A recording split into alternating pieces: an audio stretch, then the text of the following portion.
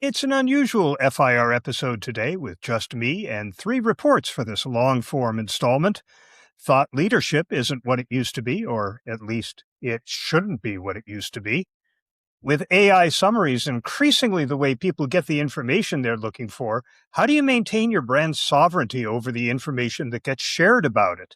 And do you hedge in your communications? There's actually research into whether hedging is a good or a bad thing. That's what's coming your way in this shorter than usual monthly long form episode of For Immediate Release. Another fine podcast from the FIR Podcast Network. This is For Immediate Release, the podcast for communicators.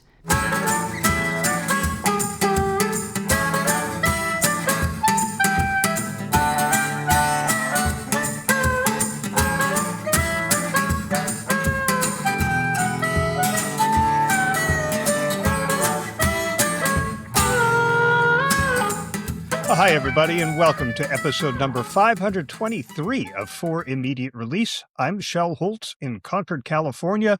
This is our monthly long-form episode for July 2026, and I am on my own. You may have noticed that we didn't post a short midweek episode last week. Neville has been quite ill, an infection in his chest and some other issues, some of it related to the ridiculously intense heat that they have been suffering in England, and it has kept him from being able to record. Now, he's planning a trip to the U.S., here to the Bay Area, in fact. We are scheduled to have lunch on my birthday while he's here, and right now he's focused on doing everything his doctor has told him to do so he can make that trip, and that's a decision I fully support. It has been way too long since Neville and I have seen each other face-to-face in the same room. I am really, really looking forward to it, so I hope you'll join me in wishing him a speedy recovery. But rather than skip this episode, I've decided to do it on my own. We used to actually do this fairly routinely back in the day. This is when both of us were full-time consultants and traveling a lot to meet with our clients, and frequently we wouldn't be available the day that we were recording. One of us wouldn't, and the other one would record solo, or occasionally, if I had enough notice, I would find a guest co-host. But today you get just me. And at this point, we usually start with Neville providing a wrap-up of the episodes that we've recorded since our last monthly long form. I will take that on, along with a comment or two that we have received related to those episodes. Episode 520 was our long-form episode for June. It covered the PR meltdown that was going on among the big AI frontier labs. And there were 5 other topics, including one about Voucher. This is a UK coupon company that sent out an email with a promotional statement that everybody got upset about. This was related to a young child who was picked up and put into a crocodile enclosure and was in critical condition, the last I heard. And Voucher's email said, "Snap up these deals quicker than a croc can catch a kid." Yeah, if you didn't hear the episode and you're hearing this for the first time, this is not a joke. This is not The Onion. This was a real promotional message from this company, and they got hammered over it. And Tim Sutton left a comment saying, "Your closing line is the whole thing, Shel. The tell is never a proved defense itself. An approval step is not bureaucracy. It's where a human asks the question no machine thinks to ask. How does this read on the worst possible day? Strip it out to move faster, and you have not saved time. You have removed the brake. I have seen the aftermath." Episode 521 focused on Ford rehiring people that it had let go previously, ostensibly because AI would be able to do their jobs. AI was not able to do their jobs. And Rick Siegel finds it interesting that Microsoft, his alma mater from the 90s, decides to let the graybeards and institutional knowledge walk out the door with early retirement versus doing the hardcore and honest, oops, we overhired, cut, etc. The decades of knowledge walking out Redmond's door is going to be felt eventually. And Eric Carroll replied to Rick, saying they will pay for replacing expertise with engines of mass satisficing. Just as you say, how long will the blast take to propagate? From what I am hearing and seeing, the return on this investment is way faster than I expected. Episode 522 was about Podcasting 2.0, a new set of protocols that Adam Curry is working on with an engineering colleague named David Jones. And we talked about whether this would be a good thing for podcasting and for podcasting listeners and the likelihood of its widespread adoption and some of the obstacles standing in its way. Vincent Bruneau writes, the slower than hoped for adoption is the most interesting part of the Podcasting 2.0 story. Richer metadata, transcripts, chapters, and better accessibility are genuinely useful features. So why hasn't it moved faster? That gap between good technology and actual adoption is always where the real communication lesson lives. And Yuresh Shazer, a podcast producer and editor, writes an interesting perspective. As podcasting evolves, ownership, discoverability, and meaningful connections will become even more important. And then Dakshina Senadira, a podcast editor and manager, shares a thought.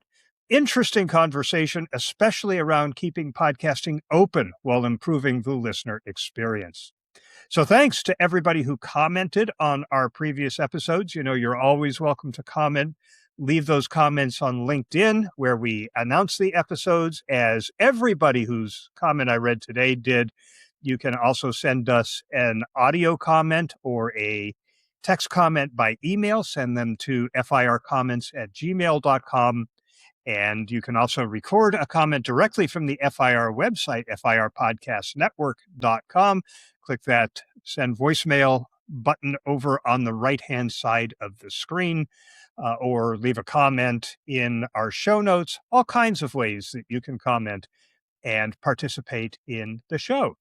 I also want to let you know about the interview that we did with Pete Blackshaw about the answer economy. That is up. It has been getting some really, really good reactions. People have found real value in this discussion about how AI answers are now the answers that people are getting about your product, regardless of where the information the frontier models have accumulated came from.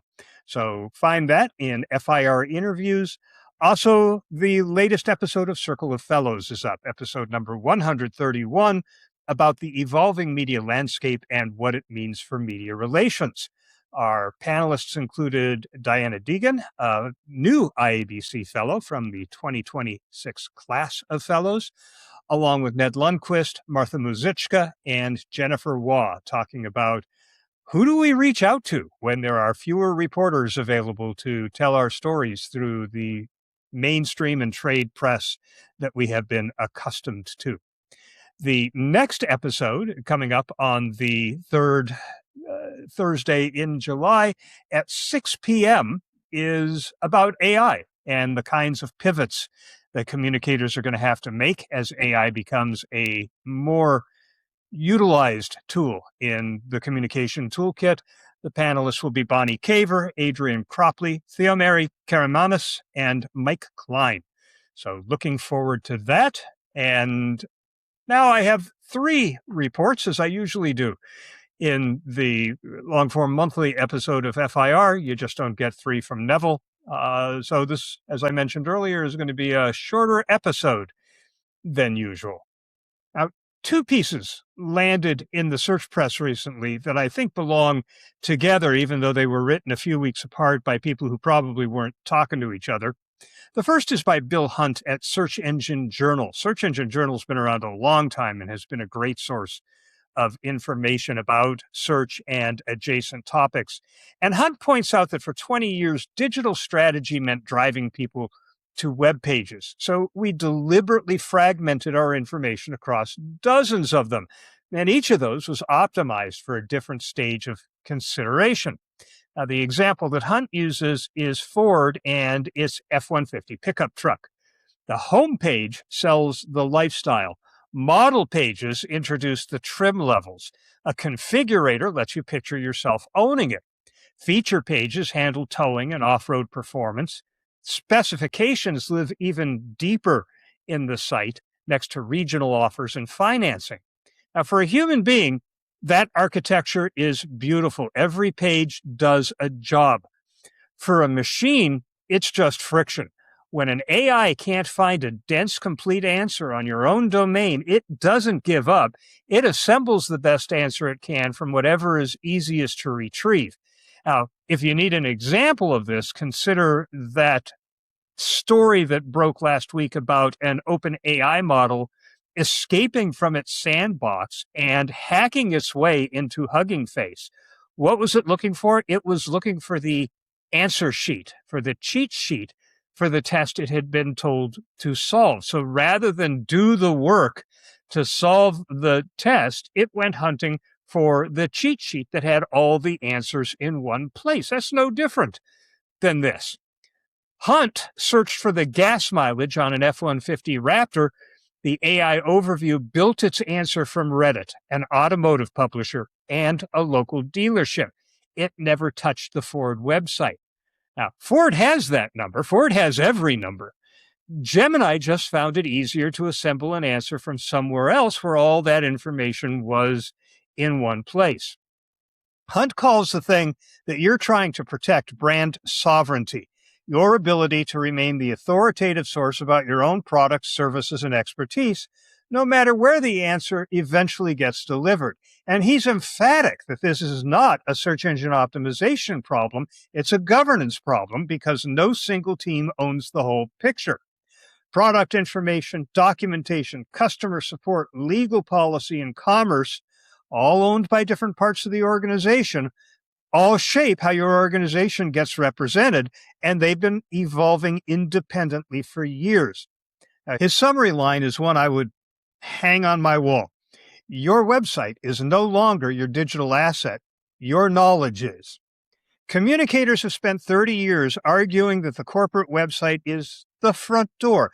Hunt's case is that the front door is now a machine reading whatever knowledge it can find, and if yours is scattered across content management systems, PDFs, and support portals, the machine will find the gaps, and they'll find them from Reddit. Meanwhile, Gaetano DiNardi, writing in Search Engine Land, not Search Engine Journal, but another great long-standing search-focused publication, he looked at what's being sold to companies that want to fix exactly this problem. Because once the industry decided that offsite brand mentions drives AI visibility, a market miraculously appeared to sell them. He audited several highly rated vendors selling brand mention services, and what they're selling turns out to be variations on just one thing: renting space on websites that nobody reads. Some of it is placement on what the SEO world calls private blog networks. These are clusters of site that exist for no purpose at all, except to sell mentions and links to whoever's willing to pay for them. DiNardi found those going for 10 to 15 times what a comparable link cost in the old SEO market. Some of it's placement on sites with no actual subject matter. One example he cites has a page about learning management software sitting along listicles ranking the best crypto wallets. That's basically just a billboard that'll print anything. And some of it is Reddit astroturfing. Agencies use what are called aged accounts. These are profiles built up over months, so they look like real community members, and you use those to post brand mentions into subreddits that have nothing to do with the brand. Those posts pretty frequently get removed within 30 days for violating community rules, which tells you exactly what the communities make of them. And then there's the mechanics. There's a Slack workflow. The agency generates a placement opportunity, a junior marketing assistant with no way to evaluate whether the publisher is legitimate, approves a fee.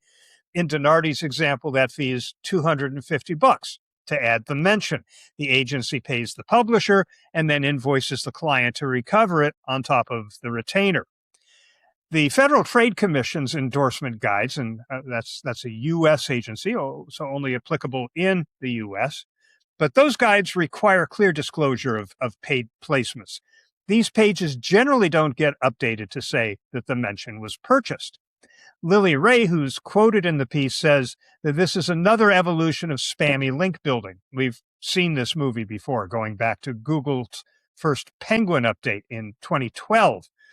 The reason it appears to work right now is that large language model citation systems are still immature compared to Google's spam detection, so volume from low-quality sources may get rewarded in ways it wouldn't be in old-school search.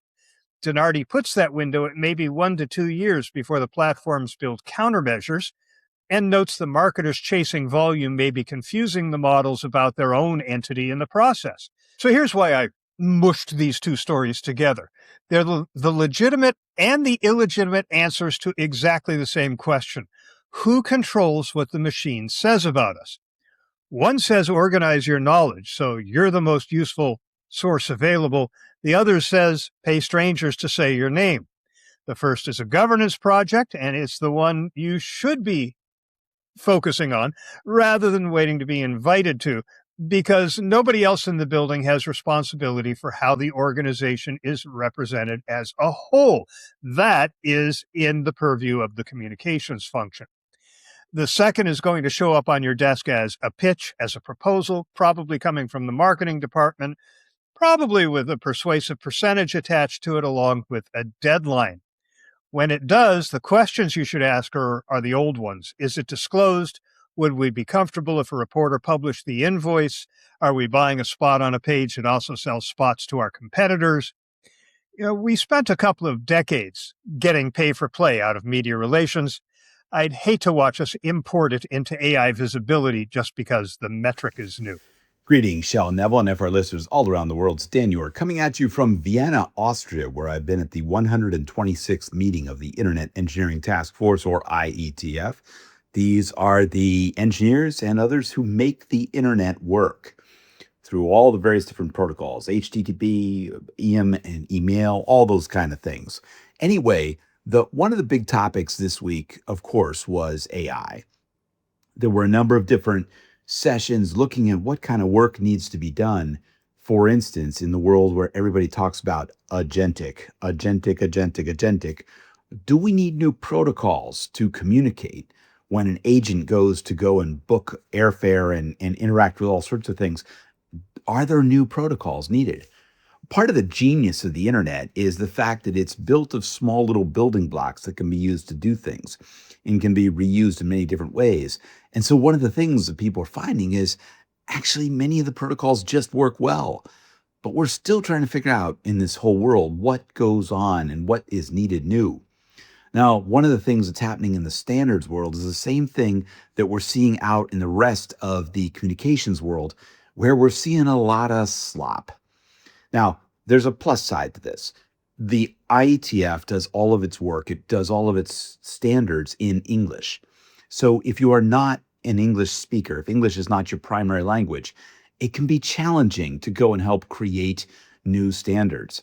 Back in the early 2000s, before we have all these new tools, I actually was helping some folks for whom English was not their primary language.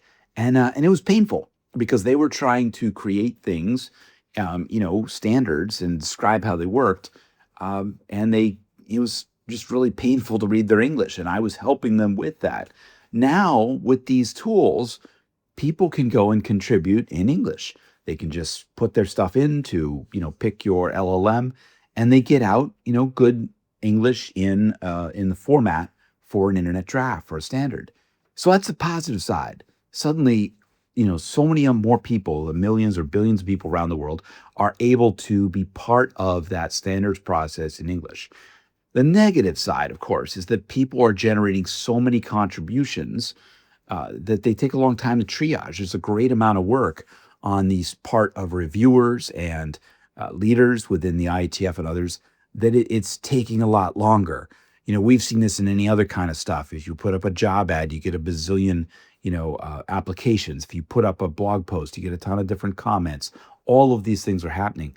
One thing I hadn't really paid attention to as much was the fact that all of these email tools, of course, have something that says write a better email. And so people are using that. And so they're turning what might have been small not well worded emails into big, voluminously long email messages, which is generating a lot of traffic on the email list that people use within the IETF, and gets us back to that case that we've seen many times, the joke about how you have 5 bullets, you feed it into an LLM, it generates a long amount of text, and then somebody, it's too long for them to read, so they use another LLM to turn it back into 5 bullets. And there we are, right at the steak eating its tail and everything else. So it's been a lot of interesting conversations. We'll see where all this goes. But speaking of AI, a couple other things have happened within the broader industry. First of all, you may or may not have paid attention to the fact that Blue Sky had announced Attie, Attie, their AI assistant, which started out as something that you could build social feeds within the atmosphere, the AT protocol systems. And you could use Addy to go and do this and create these feeds.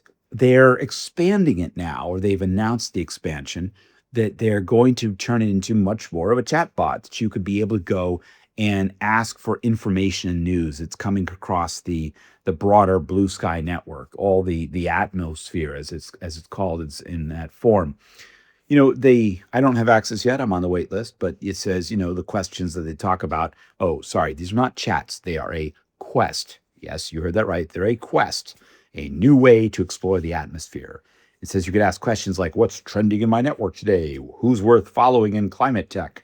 Or put together a daily briefing on indie game development, or whatever. So we'll have to see what this all looks like, how it will work, all of those different kinds of things.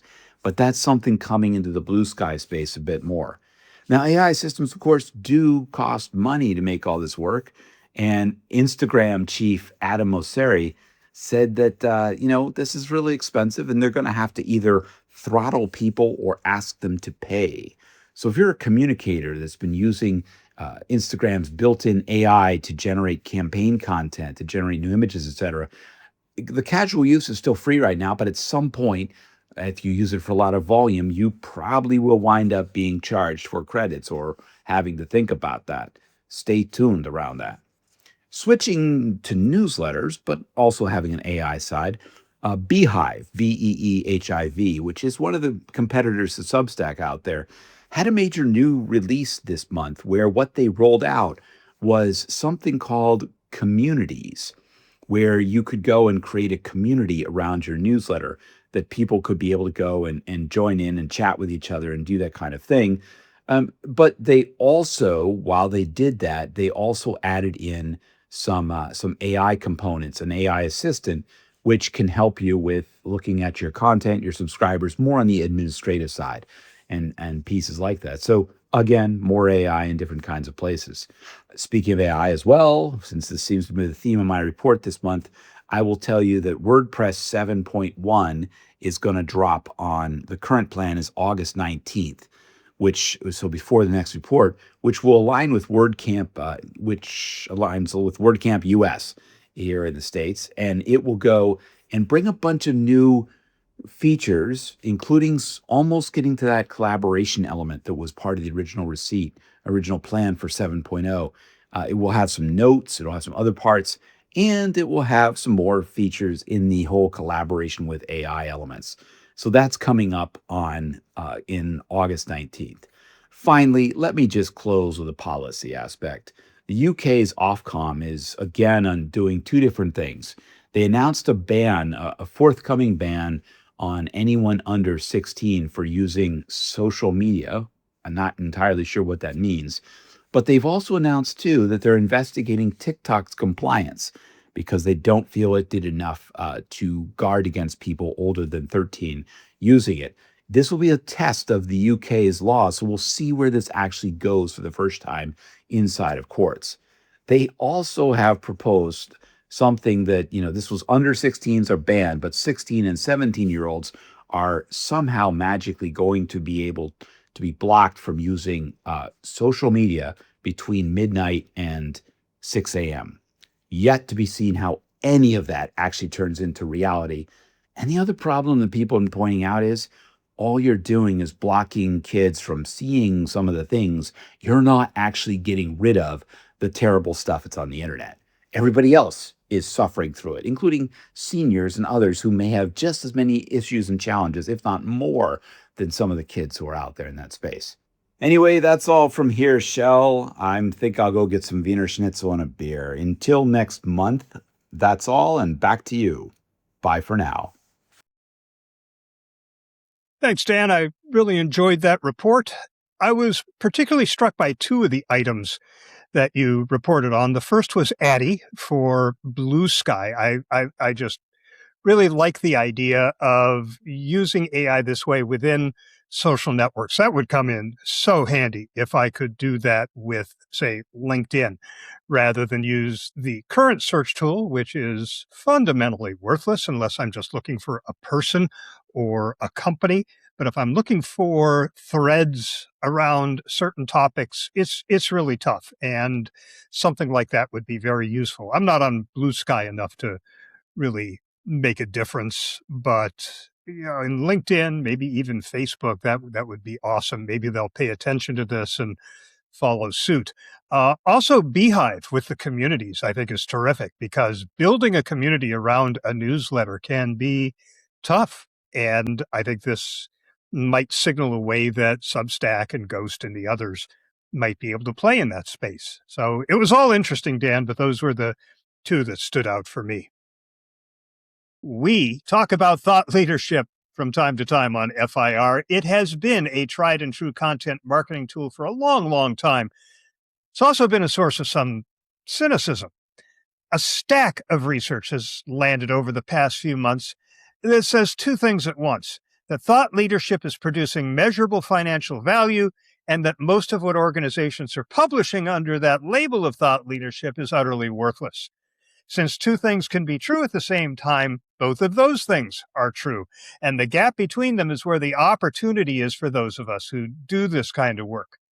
Let me start with the number from Axios that got my attention in the first place. In April, Axios reported on a study from a firm called Cardinal 40 that found high-quality CEO thought leadership was associated with an average of $367 million in shareholder value in one single week. Here's how they got to that number. Researchers analyzed more than 1,000 examples of CEO thought leadership from S&P 500 companies and measured each of them against abnormal stock returns, deliberately excluding anything tied to market-moving news or disclosures. So what they were trying to do was isolate the effect of the words themselves. Then they did something that was really interesting. They tested more than 60 common writing traits: tone, readability, the things that we all obsess over when we're editing copy. And they found nothing that explained why some pieces outperformed. So they used AI, because of course they did, to compare each document against a curated canon of genuinely standout thought leadership, and found that the communications that sat semantically closer to that canon were the ones associated with stronger returns. The gap between top-tier and bottom-tier thought leadership worked out to about a 0.9 of a percentage point swing in stock performance the following week. For the biggest companies, that's not a rounding error, right? The report estimates as much as $25 billion across the Magnificent Seven. Those are the 7 mega-cap U.S. tech companies: NVIDIA, Apple, Alphabet, Microsoft, Amazon, Meta, and Tesla. The research also found that more thought leadership does not produce more value. Weak or low-quality communications correlated with neutral or negative outcomes. In the age of AI slot, volume isn't just useless. Man, it could cost you. Now, compare that to the Harris Poll's research on the ROI of thought leadership. 9 in 10 executives say thought leadership is critical to building authority, and only 20% say that theirs is actually effective. Executives in that study estimated a 14 times return on investment, and Fortune 100 executives put the annual value at about $3.6 million.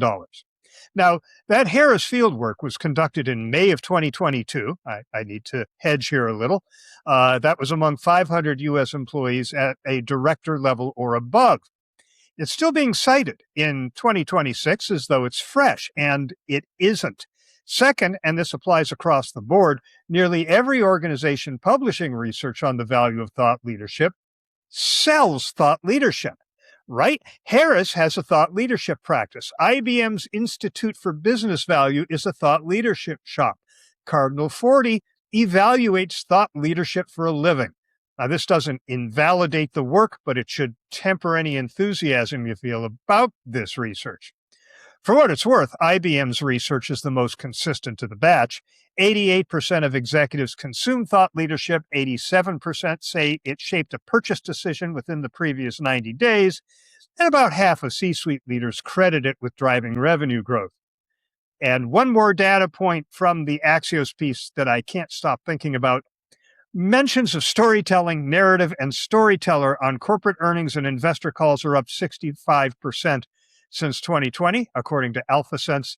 The language of our discipline has migrated into the language of capital markets. I think it's important to treat the dollar figures as directional instead of literal. Correlation's doing a lot of work in these studies, and coherent, original executive communication may well be a proxy for a well-run company rather than a cause for its performance. The through line through all of this research is consistent, and it's the one that you can actually act on. Quality is doing the work, and quantity is doing damage. So if the value is real, why is only 20% of it working? Well, the Content Marketing Institute pulled together a group of practitioners in July to work through exactly that. Jill Robertson from Data Weavers, Andrea Arnold from Eaton, Lindsay Hagen from Conductor, and the Content Marketing Institute's own Robert Rose, one of my favorite people to read and listen to. Love this old marketing with Robert Rose and Joe Pulizzi. But Jill Robertson made a point that stood out for me. We have to reset expectations about what thought leadership even is. Hagen's point was that the bar has simply risen. You have to be useful and unique now, and the standard for what qualifies as valuable is a lot higher than it was. Roberson recommended putting the hypothesis up front in a thought leadership piece and make it unmistakable, then deliver on it immediately. Because if people aren't getting the insight they came for and getting it fast, they're gone. But look, delivering quickly is not the same as creating quickly. Arnold's advice was to slow down and be genuinely intentional about the topic. And Robert made the observation that I suspect a lot of you have been waiting for someone senior to say out loud. Our industry has convinced itself that speed is its foundational value, and it just isn't. Then there's gating. Arnold said Eaton doesn't require contact information for its content. There's no forms that you have to fill out before you get the download link. And her reasoning is the reasoning of 2026. She wants the large language models to be able to include Eaton's thought leadership pieces in the results that they produce. Being exclusionary, she argues, mostly hurts you. What that means is that the lead capture form, which has always been a tax on distribution, is now also a tax on being cited by the systems your buyers are querying before they ever contact you in the first place. Now, the Content Marketing Institute also ran a piece in the fall by Abdul Rastagar, written with Kate Houston, who runs executive thought leadership at Amazon Web Services. Their diagnosis is pretty blunt. AI can draft, polish, and structure this content with remarkable efficiency, but it can't supply credibility, lived experience, or judgment. It reads like anyone could have prompted it because anyone could have prompted it. They offer 3 ingredients for the real thing: credible experience. And, I talk about genuine lived experience kind of derisively a lot because I read on LinkedIn people saying, oh, AI has no lived experience. And then you go look and read the kinds of things they're writing, which required absolutely no lived experience. But in the case of thought leadership, it really does matter. You have to have that credible experience to support your ability to make these proclamations. You also have to have a genuine audience need and insight that there just aren't that many people who can provide. And then apply this 5-step framework. Define the goal, choose the focus, shape between 1 and 3 core themes, build a voice ecosystem of leaders and customers and advocates who actually have some standing, and map the stories to the right channels.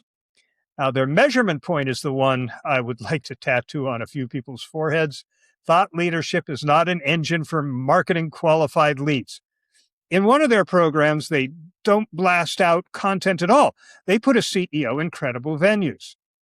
Brand awareness among the ideal customer profile under these circumstances went from 17% to 51% in a year, and RFP volume, that's request for proposal volume, increased 3.5 times. Could they attribute a single article to a single lead? Of course not. And that's the honest answer most of us should be giving. Now, a different angle. Yogesh Shah, writing in Entrepreneur, and this goes back to January, argues that the problem isn't the thinking, it's the container. We're in a zero-click world. Audiences don't leave the platform they're on. Roughly 90% of decision makers say they're more receptive to companies producing high-quality thought leadership, and engagement keeps declining anyway. His question is, if a report can be summarized in ChatGPT in seconds, why would anyone read it? His answer is what he calls experiential thought leadership. Turn the insight into something people are in rather than something they open. Think a live discussion, a workshop-style webinar, a tightly curated roundtable, a podcast that puts listeners inside a recognizable scenario instead of an expert monologue. And he's emphatic that this doesn't require budget. It requires one well-designed moment where attention is protected. Now, of course, you can see the tension between these two pieces of advice. Content Marketing Institute says slow down and do the deep work. Entrepreneur says the document is the wrong delivery mechanism, and I don't actually think that those things conflict. There is a line in a Savanta piece from June that I think is the whole argument in 12 words. You can replicate a product, but you can't copy a point of view. Now, the case study from the author of this piece, Matthew Mann, is aimed at tech companies, but I think it applies elsewhere. A competitor can reverse engineer your features, match your pricing, copy your positioning, and even hire your people. What they can't copy is a track record of saying interesting things that turned out to be correct. That builds slowly, and it compounds. His second observation is that buyers can't really evaluate an AI product. The technology is opaque and every vendor's claims sounds alike. So they stop assessing the product and start assessing the people behind it, looking for the evidence of judgment. And they're doing that assessment before they ever talk to you. The sales conversation doesn't start from zero. It starts from whatever reputation you've already built. He also argues that relatively few companies are publishing practical, original research on AI right now. Most of what exists is either so hedged it's useless or so optimistic it is incredible. In a few years, everyone will have a program and standing out will cost far more. So, if you're already publishing thought leadership or planning on it, what does all this mean for you? I have a list. Of course I have a list. 1. Audit your top pieces from last quarter and apply the swap test. If a competitor could have published it with their logo on it, you didn't produce thought leadership, you just cranked out content. 2. Find your proprietary data. This is where I think communicators sell themselves short. You have more than you think. Your own operational data, your customer service logs, field observations, and the ability to survey your own employees, survey customers, survey the industry. The Content Marketing Institute's Jasmine Williams makes the case for treating thought leadership as a platform rather than a campaign. One flagship study becomes the hub, and the articles, webinars, sales enablement, and employee advocacy are the spokes. That's a repeatable model. 3, put the thesis in the first 60 seconds. Not the context, not the setup. Put the claim in the first 60 seconds. 4, reopen the gating conversation and reframe it. It's no longer lead capture versus reach. It's lead capture versus being cited by the machines your buyers consult first. Segment your library. Some assets stay gated because a download genuinely signals buying intent, but your flagship research probably shouldn't be one of those. 5, take one asset you published this year and turn it into an experience. A roundtable, a working session, a recorded session with someone who disagrees with you. I think we call that a debate. 6, change what you're measuring and change it before someone asks you to defend it. Speaking invitations, journalists citing your framework, analysts referencing your numbers, employees sharing it without being asked. Denise Brousseau of the Thought Leadership Lab calls the underlying discipline stick-to-itiveness, the willingness to keep showing up long enough for any of that to accumulate. And 7, Protect the executive's actual voice. This is the piece only we can do. AI is a genuinely useful accelerant, turning an interview into an article, sharpening structure, catching the flabby paragraph. What it can't do is have a point of view.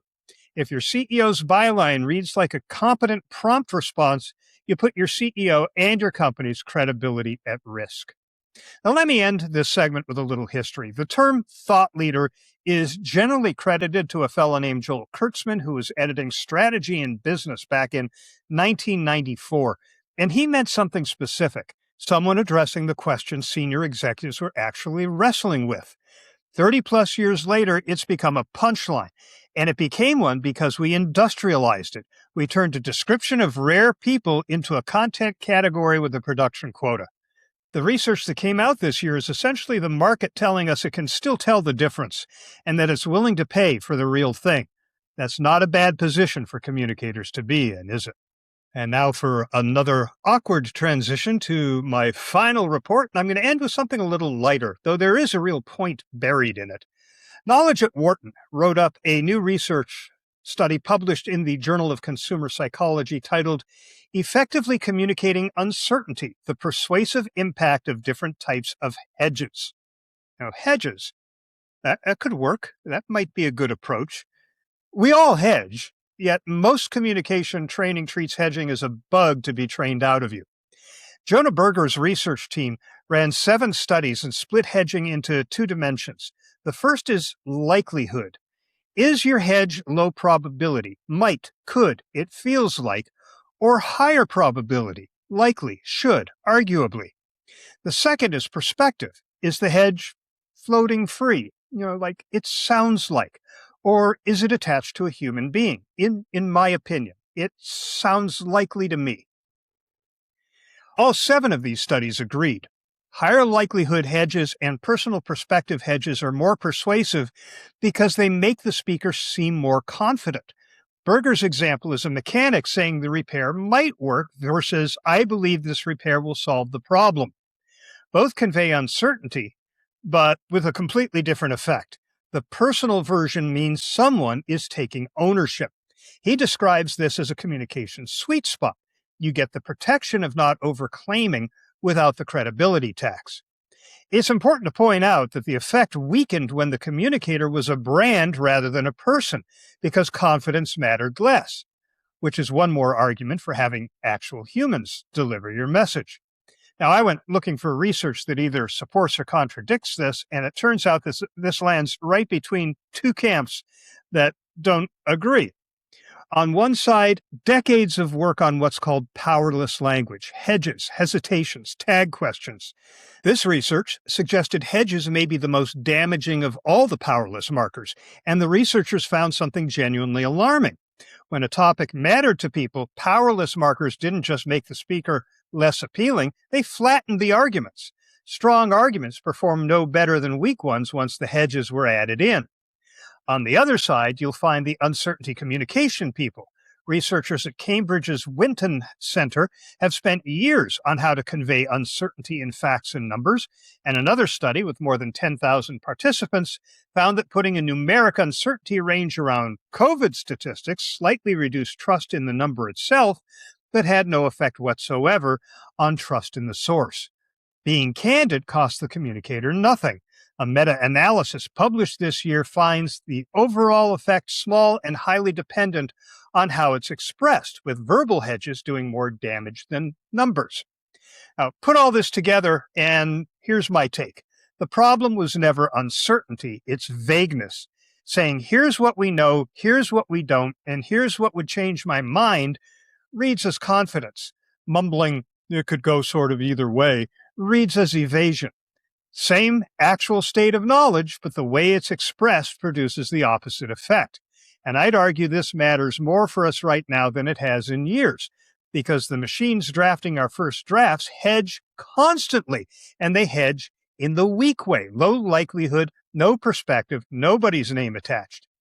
You may have noticed that Neville and I hedge our way through every episode of this podcast. We say things like, this is correlation, and correlation isn't causation. We say that you should treat that figure as directional. We note, as I did just a few minutes ago, that the survey that is being cited is 4 years old. So it turns out that that hedging might have been the right call. Or let me try that again. In my view, that was almost certainly the right call. I would love to tell you when the next monthly episode will be, but Neville and I haven't settled on that yet, nor do I know when he'll be up for recording a short midweek episode. I may do one solo. We'll see how it goes. We'll see what kind of news or research crosses the transom. But until I get answers to all those questions, that will be a 30 for this episode of For Immediate Release.